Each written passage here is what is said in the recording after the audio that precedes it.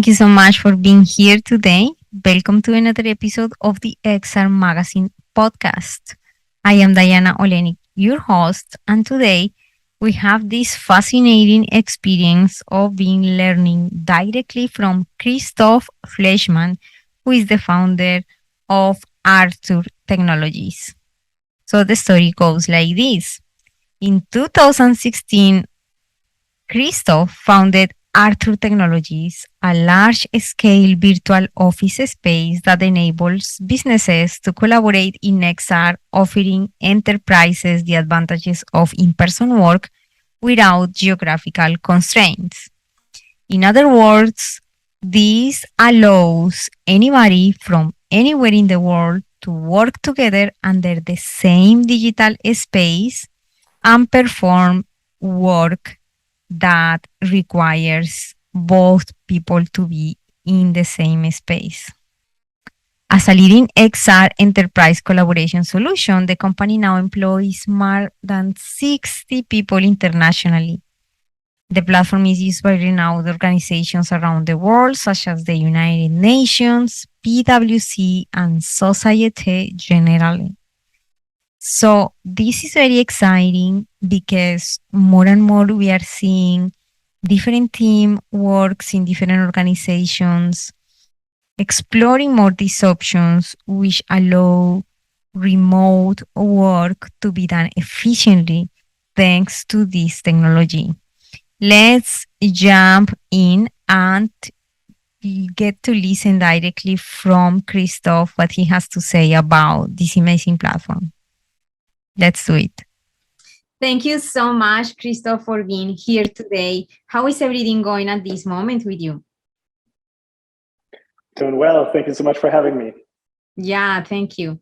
Okay, so we're very excited because we are going to speak today about Arthur and how this amazing initiative about VR and enterprise solutions began. So please let us know how were that journey from the beginning with Arthur? Yeah, so I think the background to why we started Arthur actually goes back to both my head of product, Nick, and I. We come from the south of Austria, and we were always really in love with new software and new technologies. But if you grow up in that area in the early 2000s, it's really hard to find a lot of people excited about software. At least that was my experience. There weren't many software developers around. And so what we ended up doing is we would start talking to folks in the Philippines and the US and all over the world. And it became pretty clear to us that no matter how great the internet was back then, it still felt like we were really far away from others. So that was something where it just stuck, I think, both with Nick and myself, that no matter how great it was that I could chat with someone or even jump on a simple video call, it didn't really feel like we're actually together, and it didn't feel like we could work together in the way we could if we were in the same room. And so for me personally, I love being with another person at a physical location. I love a whiteboard. I think the meetings are just so much more potent if we are physically together. And so that really dominated a lot of the early years of where I wanted to engage in software startups or in software development. And I always had this thing that either I found a great person to work with, but then they might be halfway around the world, or maybe I would make some compromise on the people I work with, but they're physically close. And that stuck with us all for a while, up until I had the chance in 2013 to work an augmented reality startup. And there, for the first time, some folks put on early prototypes of early AR glasses on my head. And it was really this moment where I felt like, wow, seeing this little hologram in front of me was a true revelation, because I thought, wow, that's actually this technology that allows us to mimic all this amazing feeling of being in the same room together and working. And that was 2013. And I thought, well, it's not just gaming, it's not entertainment. This is going to transform the way we can work. Mm-hmm. So we then waited a couple more years till 2016 to actually start Author. But in 2013, the idea came to be this way. Wow, that's great. Amazing. So you guys have a background as developers, I guess? Yeah, so from the formal education, I actually more have a background on a business side, but I used to code a lot on a hobby side, and I used to write a lot of different websites and got into software quite early. But yeah, I'm more of the business co-founder. Oh, that's great. That's amazing. Thank you for sharing that. It seems it actually began like quite like some years ago. And this is interesting because yeah, absolutely. we need to understand that technology just not that appear all of a sudden, but it has an important journey. And speaking about that, how was the first stages of the design? How was that undertaken? How was the workflow, or anything that you want to share in that regard?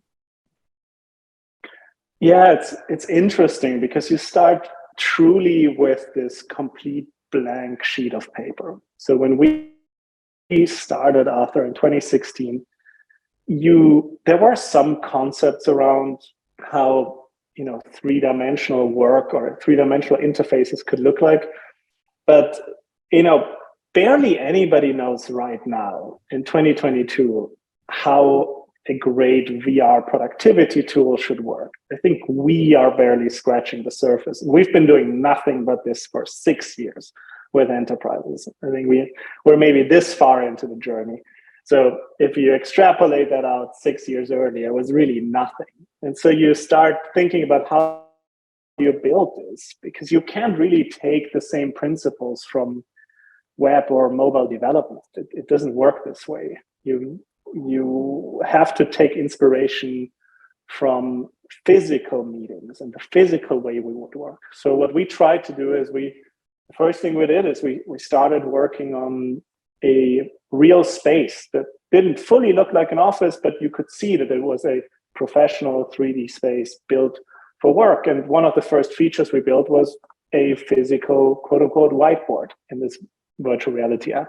So those were the first steps. A lot of skeuomorphic design. And I guess the first thing we told ourselves was, if we don't let people on this, if we don't actually watch people try to use this, we're never going to build the right solution.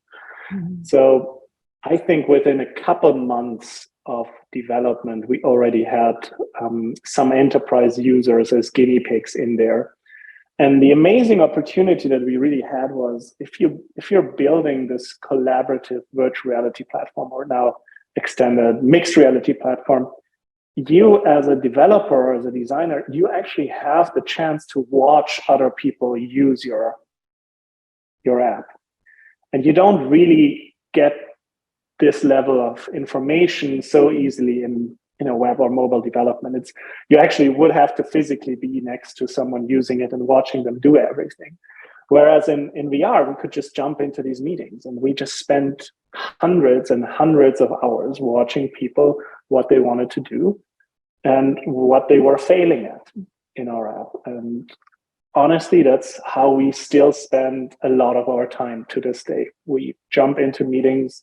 Our entire team spends a lot of time with users in VR, looking at their behavior, understanding what they're trying to achieve, where they're failing, and then extrapolating or prioritizing our roadmap based off of that. Yeah, thank you so much. So what type of particular considerations did you take to create the spaces, considering that it's pretty much for enterprise? So what was special there in those environments? Because when you think about it, if people right now want to create like a home, so then they try to simulate a space that kind of looks like home. But how about for enterprise? Did you decide to put it in different places, or how do you undertake that? Yeah, we had Honestly, it was a lot of trial and error. We had I remember us explicitly building an incredibly boring gray office space, like something you would generally not want to necessarily be in.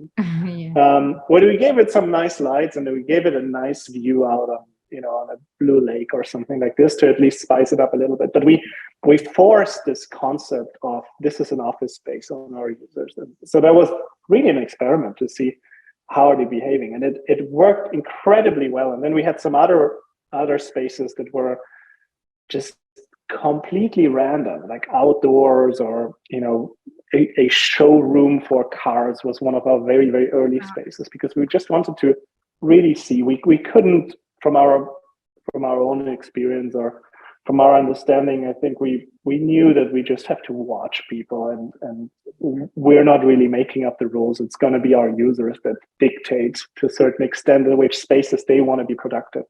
Yeah. And already early, it was clear that it's always a combination of the space you provide, the visual design of the space, but the functionality as well.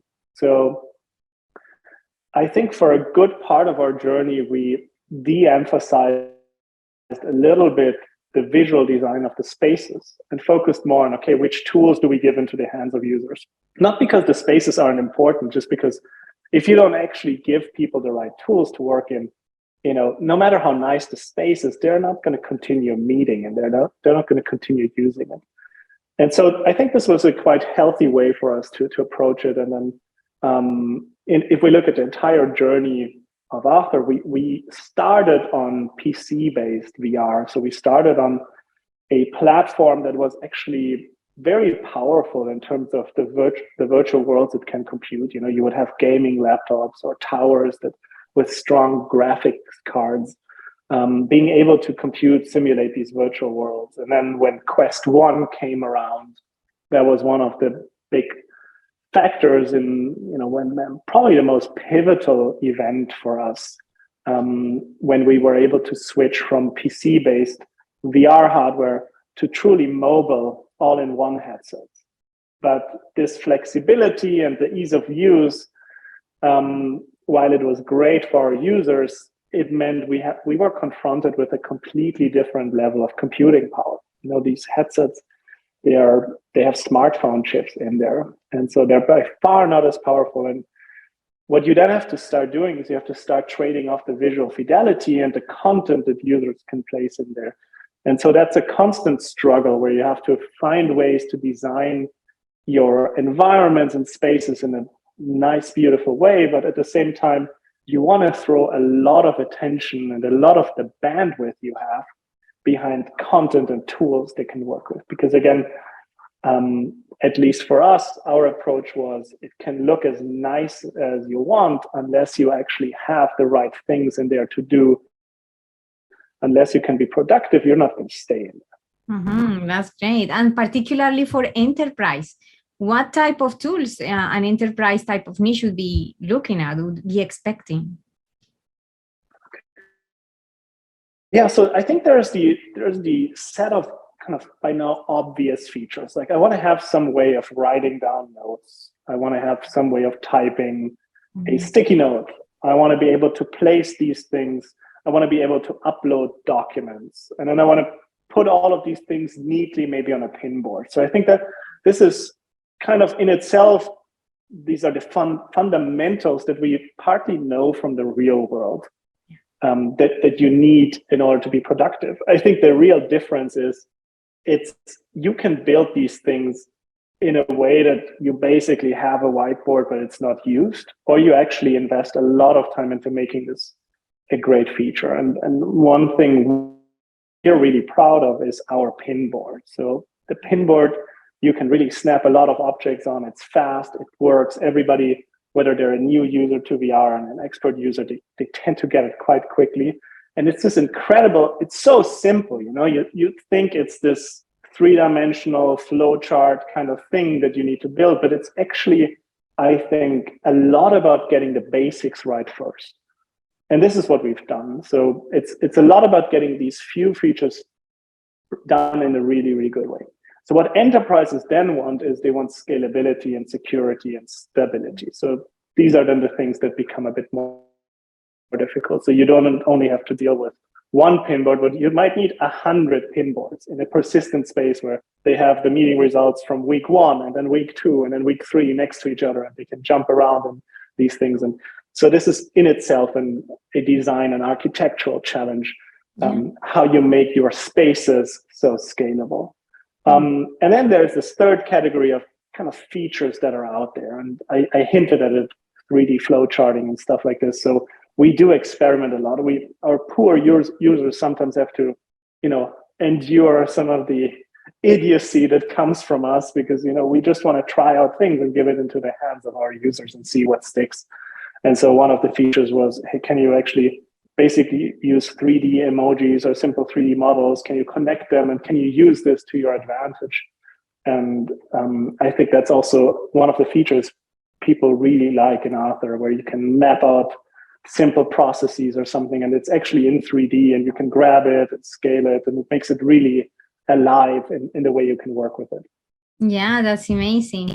I noticed it seems like in certain segmentation group, it seems to be an interest to preserve a little bit of your human presence or identity.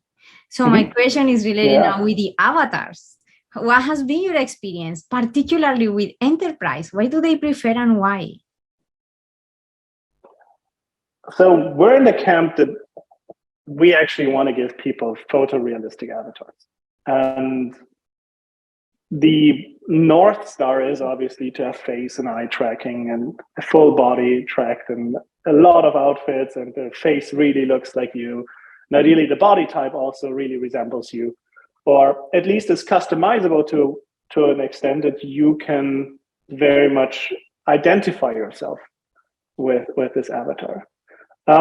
The journey there is not so easy because it's much more simple, I would say, to get abstract versions of your avatars into your system, both on a computing level as well as on just the amount of memory the application uses and some of these things. So it's actually, I guess, the harder way. And you obviously have to challenge that right now. And today, the majority of the headsets we support don't have face and eye tracking. So we animate a little bit your eyes and face, and we animate your mouth when you speak, but you notice that this is still an avatar. It is still, though, that our clients prefer these avatars, even though you don't have face and eye tracking right now. I mean, towards, over the next couple months, this is going to become much, much more mainstream that soon everybody will have face and eye tracking in their headsets, and it will be a thing of the past. But the thing that we've noticed is that even if you have a non-animated face in the room with you, but you recognize your colleague, the fact that your brain really thinks you're at this space together has an intense feeling of presence and an intense feeling of belonging to the space that goes on in your subconscious. And so even though you might think, would I enjoy a meeting where right now the face wouldn't be fully animated?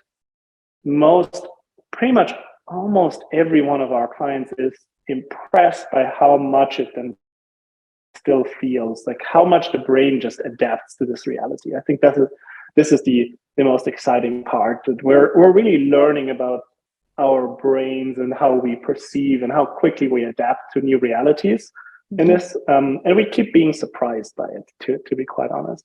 But ultimately,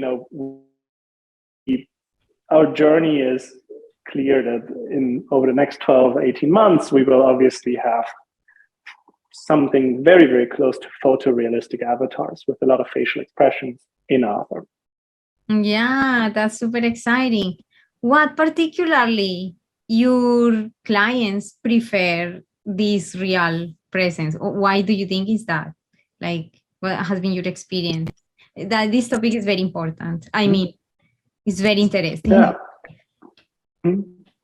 Well, I'm not sure whether it's the only way to get this this team spirit going.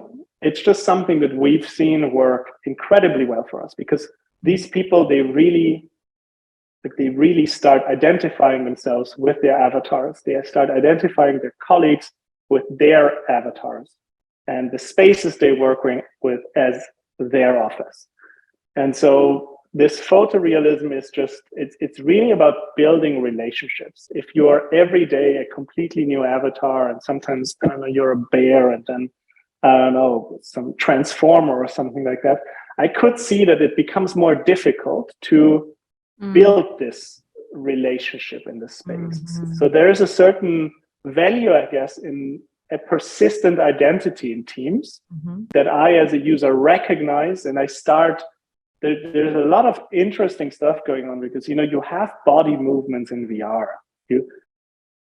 It's fairly simple, and it's obviously getting significantly better every month, I would say, or every quarter. But already our first version had a lot of subtle, interesting movements that are going on. And so what I notice is that people start recognizing each other even just from the body movement. And then it's this combination of, wow, this avatar that I know, this person that I know, I may have met this person, I recognize this person because they look the same way. Plus, I'm also recognizing the way they're behaving. I feel that they're agitated because they're moving more. I feel that they're a bit reserved because they're leaning back. And I think it's this combination that is just so important for building a stronger team cohesion. That's why people pick photorealistic avatars. I'm so excited for Arthur. I honestly, very deep inside myself, I prefer the photorealistic avatars, and I also, that's why I ask you, like, what has been your experience? What could be that reason? That is my preference, in fact. And and as I was explaining at the beginning, I enjoy a lot this type of interactions where, although I was doing interviews in VR, I like to see the face of the person. I really like, or humanity, right? So it's interesting. It's an interesting topic, preference and research. I guess there is a lot of research on this. It's super interesting. So I like to know, we're facing now these changes and advancements, and there are new maybe headsets maybe coming, so devices, like how the app and the device, how that is being balanced right now, and what is coming for Arthur. Like at the beginning you were saying that we're just scratching the surface, right? What is that horizon then for you? Like, what you feel, oh, this is where we're going? What are your thoughts about it? Yeah, I think one of the biggest changes that VR as a whole is going through is the advent of true mixed reality. And, you can test it out if you use Meta workrooms, for example, where you see a tracked keyboard, and you see, you can start seeing your desk within VR. I think that's a little glimpse of what's coming, but it's so much smaller than in today's experience. It's so much smaller than what the technology can do over the next years. This idea that I can, as a user, no longer have to choose between 100% VR or 0% VR. That's where we are right now, right? So either I'm fully in or I'm fully out. There's no real middle ground. There's no way I could use Arthur right now where I can still see my desk, I can still have my coffee cup, I still see my couch, but I just have a cool pin board and maybe a browser window that is digital in my space, and my colleague could visit me. But this is coming. This is coming with mixed reality. These stages in between. And I think that's just such an important change for this technology, for how easy it's going to be to use, how much less friction it's going to be in this digital world. And at the same time, also how productive I can be if I can mix the real world and maybe my keyboard or something, some of the things I know from my current workstation with the digital three-dimensional world. I think mixed reality is truly something I so look forward. It's going to change our application significantly. I think people will not recognize Arthur in a year to how it looks right now, just because it's so many amazing things we can add with this new technology. That's amazing. And one of my last questions there, a little bit on the technical side, is how much of work do you have to do if you have the opportunity to have access to a mixed reality headset? How much work do you have to do with the current way that Arthur is working? Like, do you have to change your, like, from the source code many things, or how does it work? Yeah, so I think it depends a lot how you build your application. And I think the good news is that if you build it up on certain principles that can hold true both in full augmented reality and full virtual reality, you will have, just from a design perspective, a much, much easier way. When it comes to the actual headset support, I think it really depends on the headset you're working with. Supporting a different full VR headset can be a ton of work if the headset manufacturer gives you, just limited tools or has significantly different approaches to it. Whereas, if it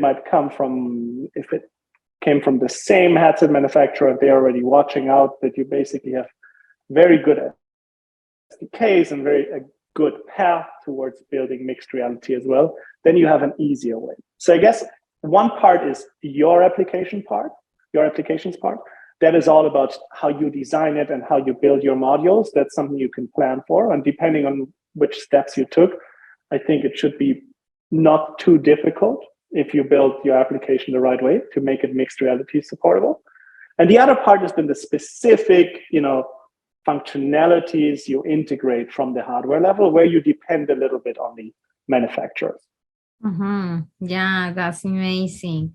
Yeah, thank you so much for that. It's really a very important topic to discuss also where we are going. And I'm super grateful that you mentioned definitely mixed reality. That's what is coming. And we're super excited to see Arthur in mixed reality and using it for our work or daily work. That sounds amazing. Absolutely. Yeah, thank you so much. Is there anything else that you wish I had asked you today, Christoph? No, I think we covered a lot. Thank you so much, Diana. Yes, thank you so much. So how, specifically in what platforms Arthur is available? How people can find it? Like, do you have anything for augmented reality at the moment or something like that where people can get access to it? So you can go on our website, www.arthur.digital. You can find us on the Oculus Store. Just know that the free version of Arthur is built for consumers. It's a very, very lightweight version of Arthur. So if you are an enterprise and you want to try it the professional out, then we need to set you up with that. And we're also on both the Pico Neo 3 store as well as the HTC Vive Focus 3 store. So should be available in all stores and all current 6 degree of freedom all-in-one headsets. And we will support all of the amazing upcoming headsets as well. Yeah, that's amazing to know. Thank you so much, Christoph. It has been such a great conversation, and thank you for your kindness at sharing your experience, the journey of Arthur, and how we can use it to leverage our work and become more productive. Thank you so much. Thank you so much. Thank you so much, and see you in the next episode.